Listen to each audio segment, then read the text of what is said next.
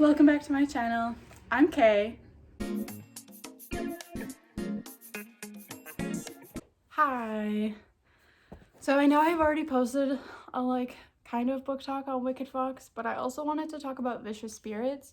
And now that I've kind of started reviewing books in a new, I don't want to say new because I didn't really have a format before, but I finally have a system for reviewing and rating books. So I briefly wanted to do compile for Wicked Fox as well, and then go into Vicious Spirits. And I'm gonna do this as fast as I can because Felix is on a walk with the dog and it's raining, so I don't know how much time I actually have. So let's just go. Maybe I'll be talking really fast this whole time, and if I am, I'm so sorry. So Wicked Fox, we follow Myung and Jihoon, and Myung is a gumiho, which is a fox spirit? No. A nine-tailed fox. And gumiho devour the gi, which is the life sustenance of men, and so to maintain their mortality. So Myung is hunting a really bad man because she only targets terrible people to siphon their energy from. And on one of her hunts, she ends up running into Jihoon, and she ends up in some trouble. She loses her Yogusul, which is the fox bead that kind of is the life force of a gumiho, if I understand this correctly. And so because Jihoon is there the day that she loses the Yogusul, he ends up becoming involved, and because they end up going to the same school together, because when they first meet, they don't know that they're going to be classmates, but then the next day they see each other in class, and Myung is like, no, I'm just meant to be alone, leave me alone, stop doing this to me. And I won't give away much more than that because the plot is packed. So starting with compile the characters, I love Jihoon, I love Myung, I love the side characters, Junwoo and Somin, clearly because I loved Vicious Spirits actually even more than Wicked Fox, I think. So yeah, I really love the characters. They feel like extensions of me somehow, so maybe that's why I love them so much. Like Myung is very cold and reserved and cut off from a lot of socialization, but Jihoon is he's your he's your high functioning anxiety and depressed person where you don't know that something's wrong, but something is very wrong. And just the way that he interacts with Myung and the way that they become friends, I love it. So the atmosphere of Wicked Fox is very good. It's an urban fantasy. It's young adult though, so do with that what you will. I honestly wish that these were adult, but they're not. So we just get PG stuff, but it's still good. I was still screaming.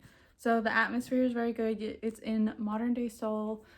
You're really in the heart of the city. There's lots of food and just visual. It really reads like it should be on screen in some way, shape, or form. So if you enjoy that, read this. The writing is very good. It's very concise. I like how these little red tabs that I have, they're like these little stories that go into the backstory of the gumiho and the backstory of the dokkaebi in book 2, which is really, really cool. I like how it all ties. It's a story within a story, and it shows us the way to the end. Like the gumiho stories that were told in book 1 actually start to make sense in book 2, so I really appreciate how Cat Cho tied it all together. The plot I've kind of already gone over, so I won't mention that again. The intrigue is really good. I just wanted Myung and Jihoon to be okay and happy and safe, and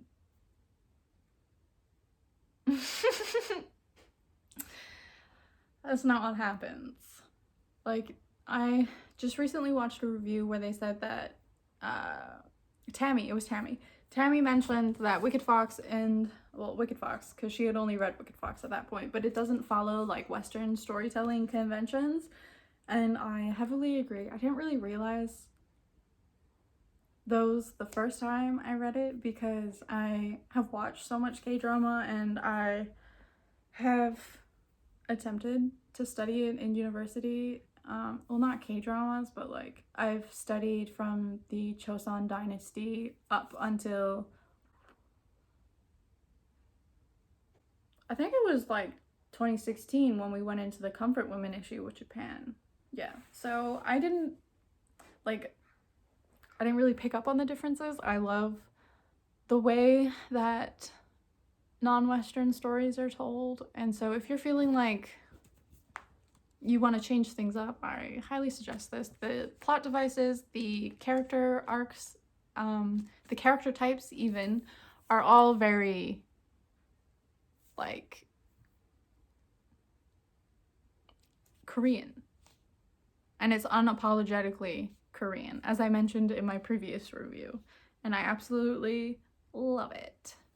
And so, Vicious Spirits, we follow Seolmin and Junwoo, who make an appearance in Wicked Fox. Seolmin is Jihoon's best friend, and Junwoo is the dokebi that Mi-young ends up getting entangled with in book 1.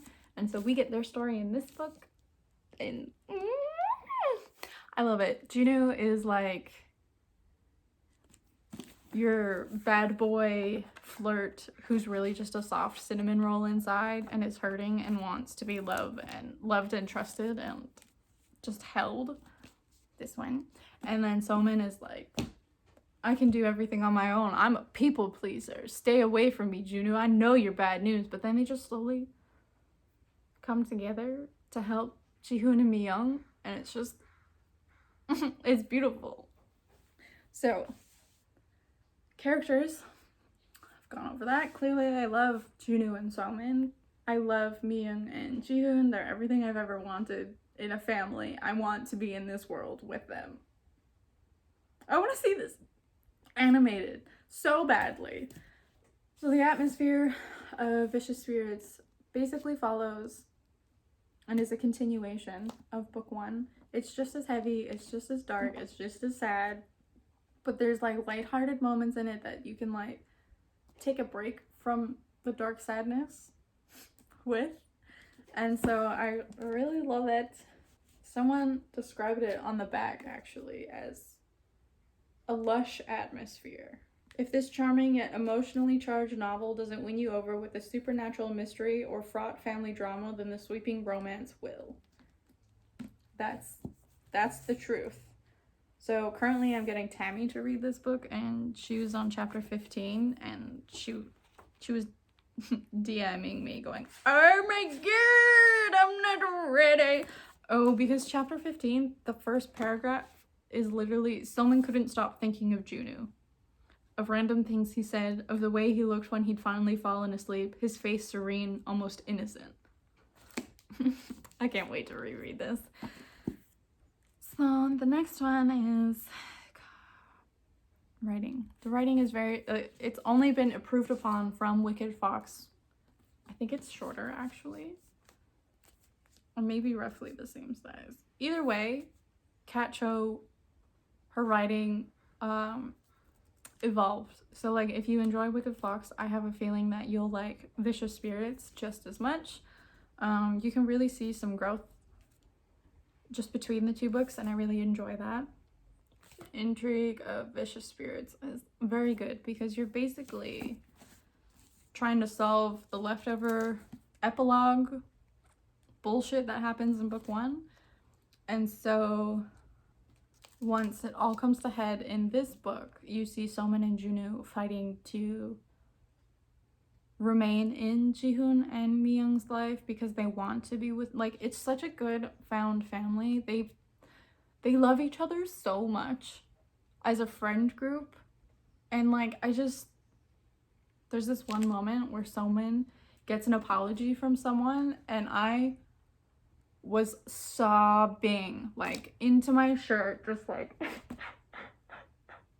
sobbing. I was not having a I was having a good time, but I was like, why isn't this more of a thing? I even tweeted to Kat Cho about what this one scene was, and she was like, oh, I love writing that scene because it was such a nice break from all the like heavy stuff that was going on.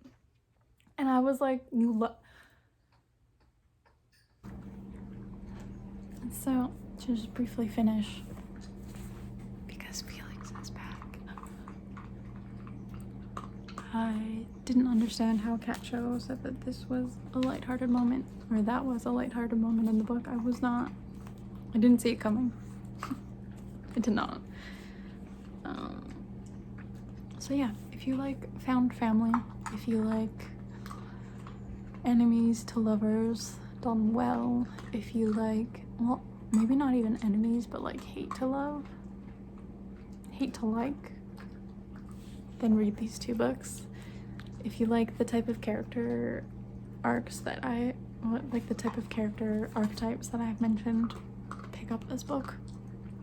If you've read this book or pick it up because of me, be sure to let me know. I love seeing my influence. And leave a fox. Is there even a fox emoji? Just give me a dog emoji if you made it to the end. Right? Just give me a dog emoji. And with that, we say bye. See you next time.